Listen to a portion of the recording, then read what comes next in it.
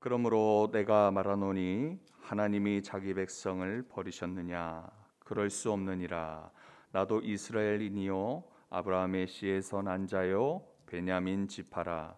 하나님이 그 미리 하신 자기 백성을 버리지 아니하셨나니 너희가 성경이 엘리야를 가리켜 말한 것을 알지 못하느냐? 그가 이스라엘을 하나님께 고발하되 주여 그들이 주의 선지자들을 죽였으며 주의 제단을 들을 헐어버렸고 나만 남았는데 내 목숨도 찾나이다 하니 그에게 하신 대답이 무엇이냐? 내가 나를 위하여 바알에게 무릎을 꿇지 아니한 사람 7,000명을 남겨두었다 하셨으니 그런즉 이와 같이 지금도 은혜로 택하심을 따라 남은 자가 있느니라. 만일 은혜로 된 것이면 행위로 말미암지 않음이니 그렇지 않으면 은혜가 은혜되지 못하느니라. 그런즉 어떠하냐? 이스라엘이 구하는 그것을 얻지 못하고 오직 택하심을 입은 자가 얻었고 그 남은 자들은 우둔하여졌느니라. 기록된 바 하나님이 오늘까지 그들에게 혼미한 심령과 보지 못할 눈과 듣지 못할 귀를 주셨다 함과 같으니라. 또 다윗이 이르되 그들의 밥상이 올무와 덫과 거치는 것과 보응이 되게 하시옵고 그들의 눈은 흐려 보지 못하고 그들의 등은 항상 굽게 하옵소서 하였느니라. 그러므로 내가 말하노니 그들이 넘어지기까지 실족하였느냐? 그럴 수 없느니라. 그들이 넘어짐으로 구원이 이방인에게 이르러 이스라엘로 시기 나게 함이니라. 그들의 넘어짐이 세상의 풍성함이 되며 그들의 실패가 이방인의 풍성함이 되거든 하물며 그들의 충만함이리요. 내가 이방인인 너희에게 말하노라. 내가 이방인의 사도인 만큼 내 직분을 영광스럽게 여기노니 이는 혹 내 고륙을 아무쪼록 시기하게 하여 그들 중에서 얼마를 구원하려 함이라. 그들을 버리는 것이 세상의 화목이 되거든 그 받아들이는 것이 죽은 자 가운데서 살아나는 것이 아니면 무엇이리요? 제사하는 처음 익은 곡식 가루가 거룩한즉 떡덩이도 그러하고 뿌리가 거룩한즉 가지도 그러하니라. 또한 가지 얼마가 꺾이었는데 돌감람 나무인 내가 그들 중에 접붙임이 되어 참 감람나무 뿌리에 진액을 함께 받는 자가 되었은즉 그 가지들을 향하여 자랑하지 말라. 자랑할지라도 내가 뿌리를 보존하는 것이 아니요 뿌리가 너를 보존하는 것이니라. 그러면 내 말이 가지들이 꺾인 것은 나로 접붙임을 받게 하려 함이라 하리니 옳도다. 그들은 믿지 아니함으로 꺾이고 너는 믿음으로 섰느니라. 높은 마음을 품지 말고 도리어 두려워하라. 하나님이 원가지들도 아끼지 아니하셨은즉 너도 아끼지 아니하시리라. 그러므로 하나님의 인자하심과 준엄하심을 보라. 넘어지는 자들에게는 준엄하심이 있으니 너희가 만일 하나님의 인자하심에 머물러 있으면 그 인자가 너희에게 있으리라. 그렇지 않으면 너도 찍히는 바 되리라. 그들도 믿지 아니하는데 머무르지 아니하면 접붙임을 받으리니 이는 그들을 접붙이실 능력이 하나님께 있음이라. 내가 원 돌감람나무에서 찍힘을 받고 본성을 거슬러 좋은 감람나무에 접붙임을 받았으니 원 가지인 이 사람들이야 얼마나 더 자기 감람나무에 접붙이심을 받으랴. 여기까지 읽겠습니다. 현재 우리는 로마서 9장에서 11장에 예수 그리스도의 의가 헬라인과 즉 이방인과 유대인에게 어떻게 미치는가에 대해서 함께 살펴보고 있습니다. 우리 어제 10장에서는 하나님의 의에서 이루어진다라는 모든 것이 하나님의 의해서 이루어진다라는 이 전제 속에서 설명하고 있는 것을 함께 보았습니다. 하나님의 의는 율법의 행위가 아니요 우리의 의가 아니다라고 말씀하였고 오직 하나님의 무엇입니까? 하나님의 은혜요. 그리고 오직 그리스도를 믿는 믿음으로만 우리는 의롭다 함을 얻는다, 칭함을 받는다, 그렇게 말할 수 있습니다. 그러므로 우리의 의를 벗고 믿음의 의를 추구하면서 하나님께 얻는 삶, 즉 말씀과 기도로 믿음의 방식으로 우리는 살아가야 한다라는 그런 말씀을 가지고 어제 은혜를 나눴었습니다. 오늘은 그 뒤를 잇는 11장의 말씀을 가지고 하나님의 말씀을 전하도록 하겠습니다. 이번 장에는 유대인과 이방인들을 포함한 온 이스라엘의 구원에 대한 말씀에 대한 내용입니다. 이 하나님은 택한 백성을 버리시지 않는다라고 바울은 말하면서 이 비록 주의 백성들이 하나님을 멀리하고 타락할지라도 하나님의 이 신실한 남은 자를 그들 가운데 보존하여 주심을 말씀하고 있습니다. 그리고 또한 엘리야 때의 이 시대의 말씀, 본문 말씀을 예로 들어서 말하는데, 엘리야 시대의 대부분의 이스라엘 백성들이 어떠하였습니까? 하나님을 섬기지 않았고 그들의 가운데 우상 숭배에 빠져서 그들에게 절하고 우상들을 섬기는 그런 일들이 있었지만, 하나님께서는 바알에게 무릎 꿇지 않는 7,000명의 남은 자가 있음을 말씀하셨다라는 것을 말하면서, 또한 바울 자신도 예수님을 거부하였지만 이 복음의 일꾼이 되었다라고 말씀하고 있습니다. 하나님은 영적으로 어두운 시대라고 할지라도 반드시 어떻게 하시죠? 신실한 종들을 남겨 두신다라는 것입니다. 우리는 영적 어두움 이 시대에도 하나님의 역사를 이루어 나아가는 남은 자가 되어야 함을 오늘 이 말씀을 통해서 우리에게 주시는 교훈을 얻을 수 있습니다. 우리가 살아가는 이 시대가 영적으로 혼탁하다 할지라도 우리는 끝까지 포기해서는 안 되는 것입니다. 하나님은 이러한 영적인 환경 속에서라도 신실한 종들을 남겨두신다라는 사실을 끝까지 믿고 내가 그 남은 자 중에 한 사람이 되기를 늘 바라야 한다는 것입니다. 이곳에 저와 여러분은 하나님의 은혜 안에서 신실하게 남은 자라는 그런 의식을 가지고 하나님의 뜻을 가지고 살아가야 할 줄 믿습니다.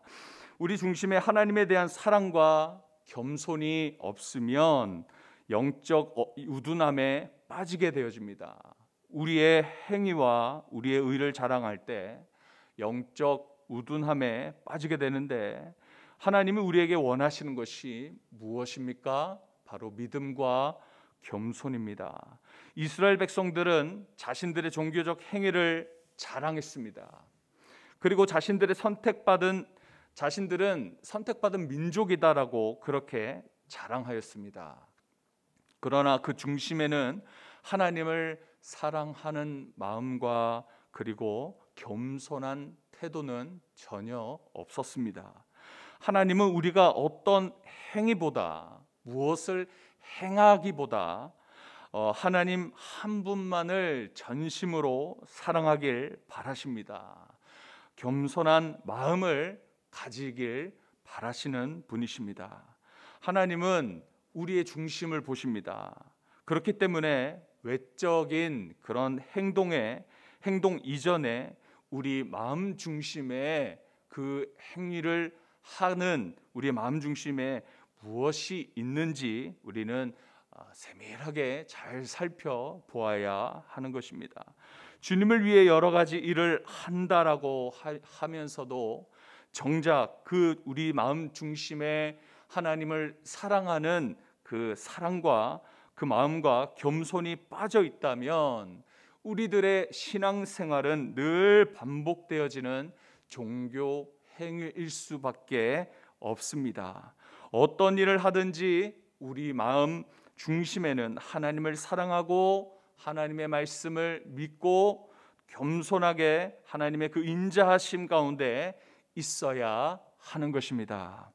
하나님의 택하심과 계획하심은 결코 중단되지 않고 하나님의 뜻대로 언젠가 하나님의 때에 이루어 주십니다.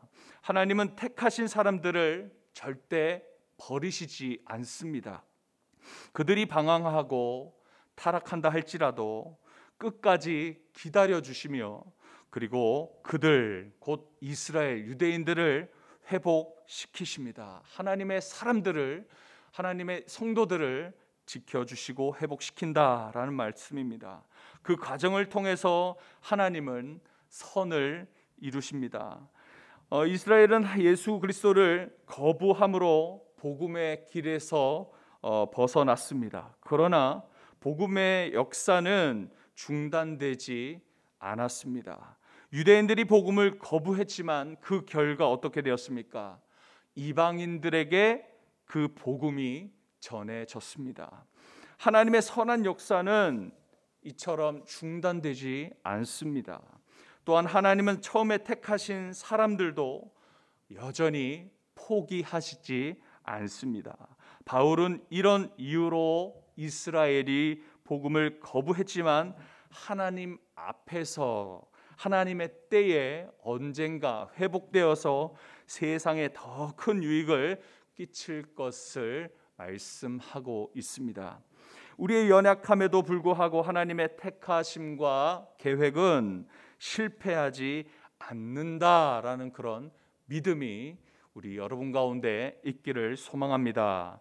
이스라엘이 복음을 거부한 결과 복음은 이방인에게 흘러 들어갔는데 하나님은 우리의 이 부족한 믿음과 방황에도 불구하고 우리들에게 하나님의 그 선하신 역사를 끝까지 중지하시지 않으심을 우리는 늘 기억해야 합니다. 이 놀라운 하나님의 역사에 우리의 부족함의 탓으로 인하여서 참여하지 못하는 일이 없도록 해야 하는 것입니다. 하나님이 우리를 한번 택하시면 결코 버리시지 않으신다라는 것을 기억해야 합니다. 우리의 죄를 회개하고 정결한 모습으로 설 때에 하나님은 언제나 우리를 다시 구원 역사의 한 부분으로 불러 주실 것을 믿고 믿음으로 나아가시는 여러분들 되시길 바랍니다. 13절에서 24절까지 말씀은 이방인을 향해서 사도 바울이 구원의 역사가 이방인에게 열리기 시작하였고 자신은 이방인의 사도로 부름받았다 그렇게 확신하고 있습니다. 하나님은 돌 감람나무 같은 이방인을 참 감람나무에 접붙여 주시는 은혜를 베풀어 주십니다. 하나님은 은혜를 누리는 이방인들에게 여전히 겸손해야 함을 강조하고 있는 말씀을 하고 있습니다. 이는 참 감람나무의 원래 원가지인 이 유대인들이 하나님의 은혜를 잊어서 실족했을 때에 이 원가지인 유대인들을 꺾어 벌하신 것처럼 이방인들 또한 하나님의 이 인자하심을 하나님의 그 말씀에서 떠나 죄를 지으면 어떻게 하시겠다는 것입니까? 똑같이 원가지였던 그들과 같이 심판을 받을 것을 말씀하시면서 지속적으로 하나님 앞에서 겸손할 것을 말씀하고 있습니다. 꺾인 가지처럼 떨어져 나간 그 가지 같은 이 이스라엘 백성들 유대인들이지만 하나님은 다시 언젠가 그들을 회복할 것에 대해서 확신하고 있습니다. 23절과 24절 말씀을 같이 읽어봅니다. 그들도 믿지 아니하는데 머무르지 아니하면 접붙임을 받으리니 이는 그들을 접붙이실 능력이 하나님께 있음이라. 내가 원 돌 감람나무에서 찍힘을 받고 본성을 거슬러 좋은 감람나무에 접붙임을 받았으니 원가지인 이 사람들이야말로 얼마나 더 자기 감람나무에 접붙이심을 받으랴. 자, 그들을 접붙이실 능력이 누구에게 있습니까? 바로 우리 여호와 하나님께 있습니다. 이처럼 이스라엘에게 다시 무너진 과거들을 회복시키면서 새로운 기회를 주시듯이 오늘날 지금 우리의 지난날의 죄악 그리고 잘못된 습관들 모든 하나님 앞에 불의한 모습들을 회개하고 하나님의 그 말씀 앞으로 돌이킬 때에 용서함을 받을 수 있게 되는 것입니다. 그러므로 하나님께서는 그런 연약한 우리를 들어서 합력하여 선을 이루시는 하나님의 능력으로 과거에 부족했던 것들을 회복해 주실 것입니다. 하나님은 이것 또한 우리의 연약함 또한 다시 일으켜 세워서 선하게 사용하여 주시는 분이다라는 것입니다. 우리를 택하신 하나님은 마지막 날까지 우리를 끝까지 포기하지 않습니다. 하나님께서 택하신 사람은 방황하고 있다 할지라도 하나님의 때가 되면 반드시 돌이키고 선한 길로 인도해 주십니다. 완악한 이스라엘이 그 유대인들이 예수님을 배척했음에도 하나님은 긍휼의 은혜를 끝까지 버리지 않으시는 분이신 것을 25절에서 36절의 말씀 가운데 우리는 발견할 수 있습니다. 이처럼 우리 자신과 내 옆의 지체들은 하나님의 사랑을 입은 자들입니다. 또한 우리는 하나님의 결코 후회하시지 않으시는 은사와 부르심을 입은 자라는 그 사명을 우리 모두에게 주셨습니다. 이 부르심으로 결코 후회하시지 않으시는 그 부르심으로 오늘도 우리에게 맡겨주신 사람들을 위해서 끝까지 인내하고 기다리며 매일 주님께 인도함을 받는 남겨두신 자로서 남은 자로서의 삶을 사시는 그런 저와 우리 성도님 모두가 되어지시길 이 시간 간절히 축복합니다. 기도하겠습니다. 거룩하신 하나님 감사합니다. 우리를 택하시고 끝까지 놓지 않고 포기하지 않으시는 인자하심이 우리의 삶에 충만케 하셨습니다. 이제 우리가 죄에서 호적되는 자에서 성숙되어져 하나님의 후회 없으시는 은사와 부르심에 합당한 자로서 하나님의 은혜 안에서 남은 자의 사명을 다하게 하여 주옵소서.